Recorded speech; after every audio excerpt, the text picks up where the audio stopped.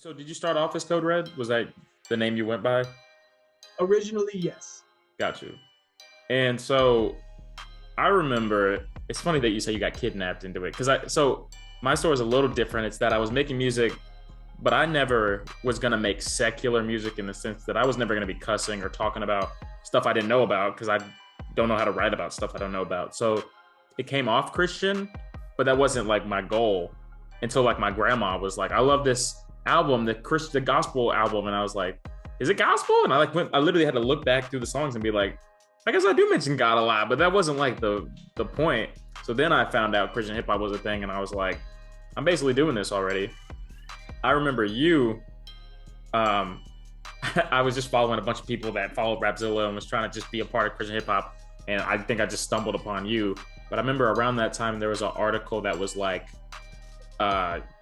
most talented under 20 or something like that, like 20-year-old. Do you remember that article on Rapzilla? Yeah, I remember the one that they wrote about me. And it was Code Red was on that. And I remember being like, okay, yeah, like clearly this is, he's like promising, like he's got a future in this.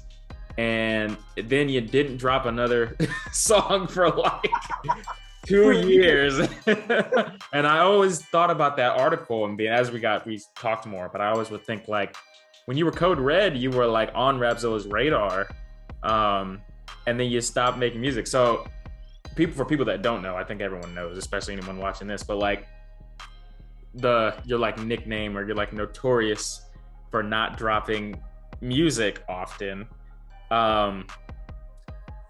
If you're like the person who dropped that first project you were talking about, if you could go back and like tell that person like, yo bro, there's going to be a point in time where you go like 3 years without dropping music, how do you think you'd like react to that? The question I'm trying to ask is like, are you surprised that that's the case? Like, does it shock you sometimes that you're like, dang, I don't really drop music much? When I think back on it, like I was just thinking about this the other day. I was like, yo, like seriously, like just earlier, I was like, yo, it's really been like it's almost tax season again. I had just dropped right after tax season. Yeah. Like this was like Joe Biden was just elected president. Like what? Like what happened? It was crazy. I was thinking about that, and I was just like, yo, honestly. But no, if I were to go back and be like, there's gonna be like a 3-year period where you don't drop music, I would probably like slap myself. Be like, you're lying. Right. Stop lying. You'll never not drop music. So my take on you not dropping is actually interesting. So I know people like to give you like mess about it. Right. And I like you make great music when it comes out. So it's one of those things where it's like, it's not like you're taking time off and then dropping terrible music. The thing is, people want you to drop it more because they're like, yo, this is good, you should drop more of this. But my take on it is like, I agree with the way you want music to be. Like when I started, around the time we started music, is like the very end of like albums even being relevant. Like I fell in love with To Pimp a Butterfly is one of my favorite albums ever. I have the vinyl, right?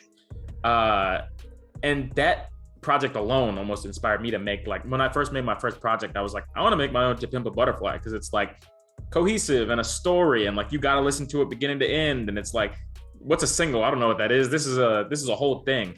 So right around that time is when people were like, we don't have time for albums. We Spotify playlists, singles, we might listen to your project, but in the background we're not really paying attention. So I feel like, and you can expound on this more, but you have the mindset of like making an experience, and like not just microwave singles, and like actually like something that's like art. And I feel like that's kind of lost. And so, like you can expound upon that more, because I'm kind of talking for you, but. Right, no, yeah. Pretty much exactly what you were saying. Like, honestly, it comes down to, I want somebody to hear a story. I think music is a beautiful medium. I don't view myself as like a rapper even. Mm-hmm. And I realize like a white dude was saying I don't look like, I'm not a rapper. Like, right. They're like, okay. That's usually a bad idea. Like, I don't think that I think there's a difference between a rapper Mm-hmm. and an artist. Artist, yeah. I think Kanye West is an artist. Mm-hmm. I think Kanye West is a genius too, but that's beside the point.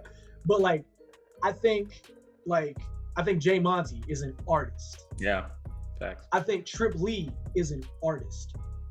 I think Kendrick Lamar is an artist. Mm-hmm. Like, there's an experience to what they give that is beyond the idea of music. I almost see like music as almost like the ability to go back almost to the Renaissance. Mm-hmm. My views are very based on the Renaissance when it comes to art. So like, that's why I don't even consider myself like a Christian artist. Yeah. I'm just, because the separation of Christian artist and regular artist, Yeah. super recent. Yeah. A long, like during the Renaissance, Michelangelo was just an artist. Yeah, I feel you. That happened to paint the Sistine Chapel. Right. Like, Da Vinci happened to be an artist. Mm-hmm. Handel, musician, happened to just be an artist. He also happened to write the most bomb Hallelujah chorus of all time. Like, Mozart was an artist. He was, doing music for the church. Like, Beethoven, same thing. It's about creating beauty. For me, music is all about creating beauty and creating an experience from that beauty. And I think there are some people that really have that mentality within them. And I think there are other people who are like, all right, cool. This is something that I'm good at, that I do, and that I can, go and just make happen. And there's absolutely nothing wrong with that. In fact, you know what? Like, good for them. Like, they're actually doing something. And that doesn't mean that they're not talented. Right. Like, if I didn't mention you, don't be hurt. Like, even if I think of you as like a rapper, that's not like an insult. It's like, you're good at what you do. And yeah, you're doing it. It's just a matter of like your mentality. Like, my mentality is like, if all art could be free, it would be. Mm-hmm. Some people is like, art is a commodity. I can sell this and make a living on it. Mm-hmm. That's not my mentality. My mentality is more so like, let me create something beautiful and relevant and culture impact. Mm-hmm. So what's your conundrum and what makes it so hard being a Kody Free friend and fan is that a lot of us like agree with you, but know that unfortunately, like, the times have like shifted to where, like, example, I think Kendrick has always felt that he wanted to be an artist. That, like, I think he wanted to make I know he wanted to make To Pimp a Butterfly before he made Good Kid, Mad City, but Dre was like, nah, bro, people don't know you yet. Like, you had that Section 80 thing, but you got to make like something that'll play on the radio. So, and I like that you think outside the box, but I don't want you to do that for so long that you miss the opportunity to take the map, which now apparently is laid out as, okay, give the people what they think they want, play the game, get on playlists, kind of honestly what I'm doing, right? I really love making the Raps Would Be Fun mixtapes, right? Yes. They are nowhere near the stuff I would like to be making or what I think is my best music at all, favorite stuff to make, not even close. But I'm learning, chop it up. People love the fast rap that really doesn't mean much, and people like this beat. And it's fun for me to make it. It might not necessarily be what I want to do long term, but if I can get to a point where we can go back to Kendrick, if I'm, I get kind of popping, I get some buzz, I get a little, push, support, and then give the people what they think they want, which is stuff that's radio playable, microwave type stuff. Then I can get to a point where it's like, my bills are taken care of. People know who I am. They're fans of me no matter what now, unless I just make something terrible. Now I can give them like an experience. Same with Kanye, same with a lot of people.